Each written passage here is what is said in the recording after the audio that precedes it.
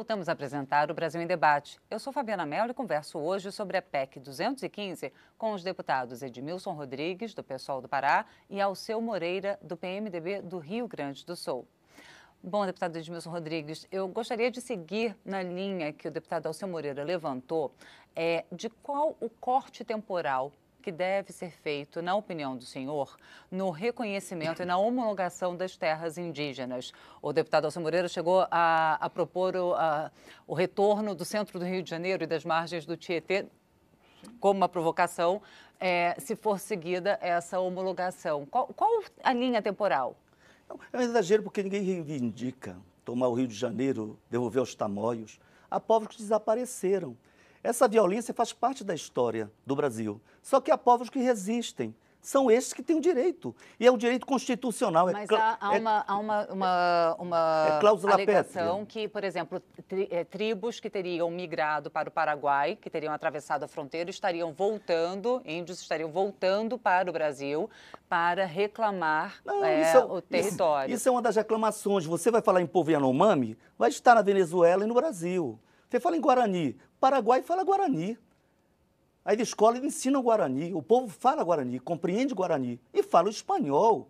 Não é? Então qual é o problema? Porque essa disputa territorial entre Espanha e Portugal definiu fronteiras para o Brasil. Mas para os povos indígenas são parentes.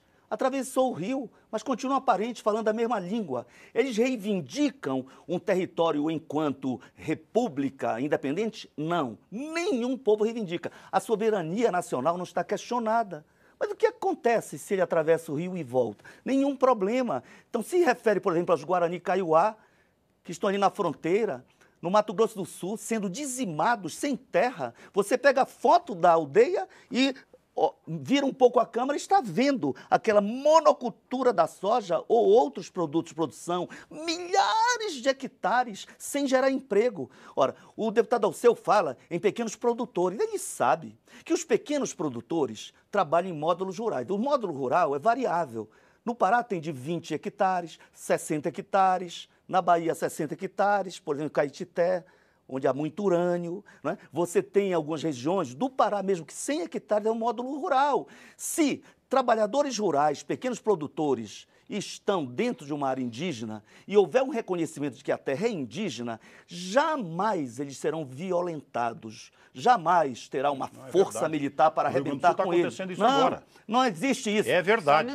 Como que não existe? É obrigação legal. Não é obrigação legal? Obrigação legal. Não, senhor. Não há um exemplo. Não, tem vários exemplos e eu provo Não há isso. exemplo. Vossa Excelência pode afirmar no grito, mas não vai convencer. Não, é verdade. Olha, não há. O que houve de violência, por exemplo, em Raposa Serra do Sol, o que houve de violência é que o quartieiro, que inclusive foi deputado federal, um produtor de arroz, queria reivindicar para 7 produtores de arroz a área onde moram 30 e tantos mil indígenas. E dizer, é muita terra para pouco índio. Mas para 7 fazendeiros, é pouca terra?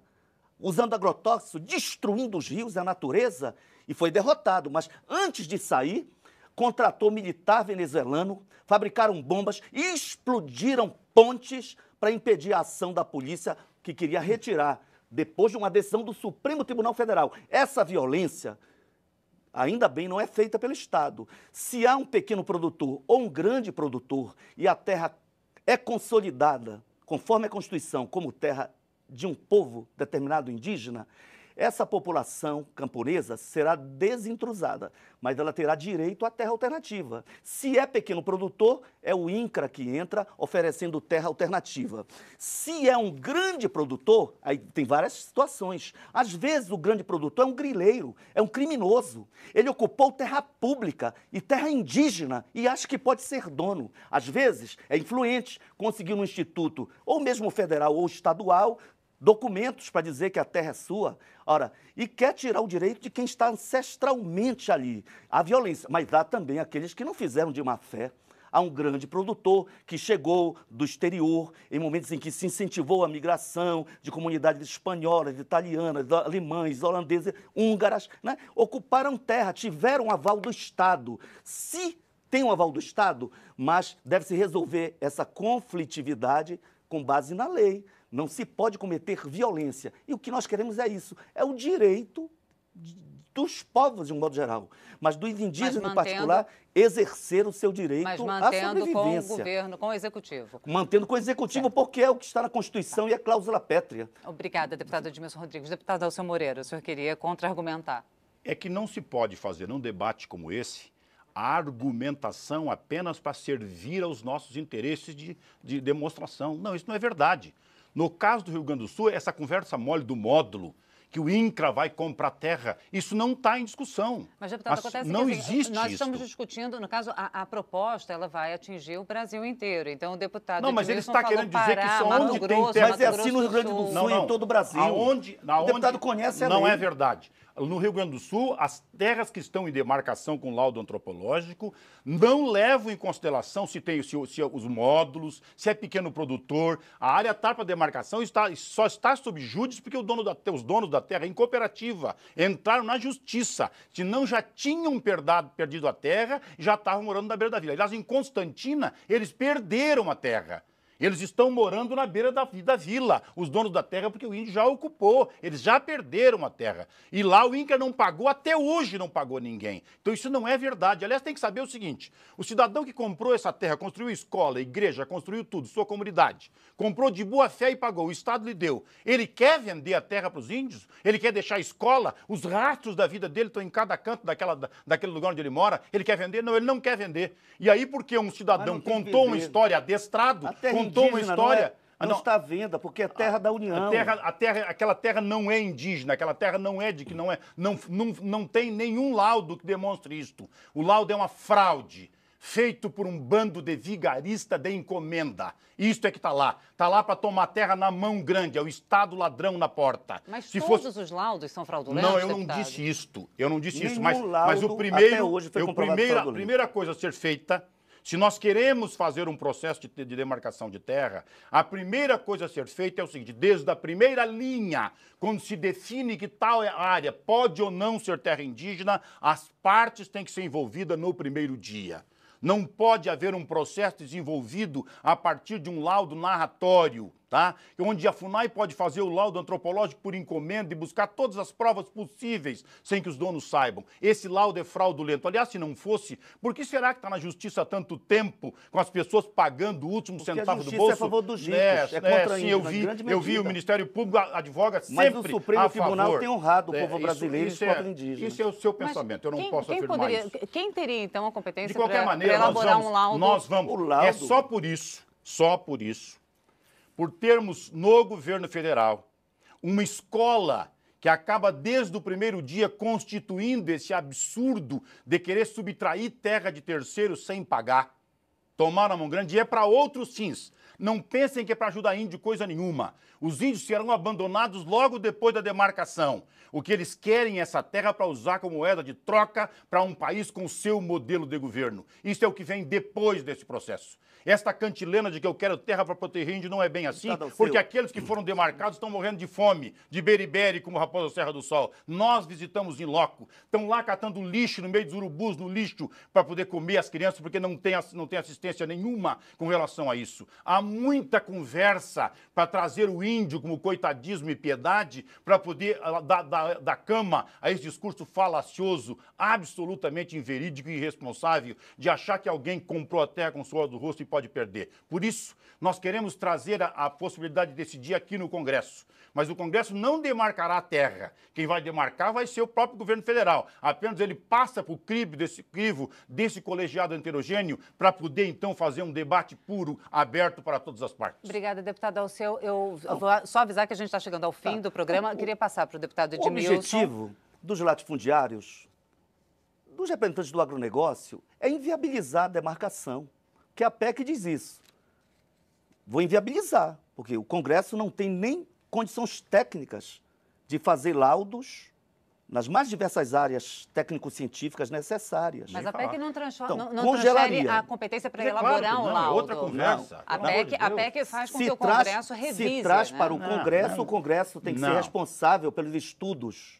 Agora, Não tem condição de fazer. Não, mas corrija, deputado. A PEC prevê mais a emenda passa para o Congresso a competência de revisar, dar a palavra final sobre a homologação. Decidir sobre as novas, revisar as realizadas e, inclusive, viabilizar o acesso de empresas para explorar recursos em terras indígenas. O objetivo é o lucro. A empresa não tem nada na PEC. Hoje é o lucro. Índio não está pedindo piedade, não tem coitadinho nenhum. São civilizações. Nós temos sábios, temos uma medicina ancestral. Não há comunidade indígena que não fale vários idiomas. É uma cultura milenar, inteligência, sabedoria. Isso é verdade. Daí... domínio de técnicas. E o fato de muitos indígenas hoje estarem nas universidades, usando o celular, isso é positivo, porque isso não nega a sua condição indígena. Então não precisam de piedade. O que nós queremos é que se respeite a Constituição e se garanta o que é cláusula pétrea. Está definido, é direito. O Estado tem que reconhecer, mas não pode reconhecer de forma irresponsável. Por isso a importância de soluções. Uma solução possível é que esta casa volte a ter uma comissão permanente para discutir as questões indígenas. Chamar os órgãos, estabelecer debates, mediações, quando houver conflitividade. Hoje nós teríamos pelo menos 50 áreas com laudos antropológicos, cartográficos, tudo muito definido, sem nenhum conflito. Covardia do governo federal, que deixa o presidente da FUNAI como interino há quase 3 anos e tem medo, porque não tem maioria no Congresso, de assinar, homologar as terras que já estão autorizadas cientificamente, legalmente e sem conflitos com, inclusive, proprietários grandes ou pequenos. Então, há uma covardia. E, na verdade, se aproveitam os que têm interesse no lucro, na exploração da terra, achando que tem pouca terra. Deputado Alceu, 37% do território brasileiro está nas mãos dos latifúndios. Isso significa 318 milhões de hectares. Como eu falei no início, são 80 Holandas. Ainda acham pouco? Eu não estou achando então, pouco. Veja só, eu não estou discutindo o tamanho de terra, nem coisa nenhuma, mas é uma discussão porque o senhor fala em nome dos pequenos produtores dos indígenas, do Rio Grande do Sul, como se merecesse pena, e não. Nenhum pequeno produtor foi prejudicado, mesmo pelo governo. Isso não é verdade, não quer faltar com a verdade do governo, programa. Não. No Rio Grande do Sul, os pequenos estão prejudicados. Desde a nova república, eu posso lhe afirmar, o senhor pode chamar do que quiser de Estado ladrão. Na ditadura, houve dizimação. Pelo menos 800 índios desapareceram. Algumas etnias foram forçadas a servir de mateiro. Muitos da esquerda estavam embaixo da Câmara naquela época. Eu estava revestido, eu não sei muito qual é essa história. Hoje eu continuo defendendo o mundo justo e feliz, né, igualitário, e o senhor defende uma minoria de latifundiários. Com medo do turno.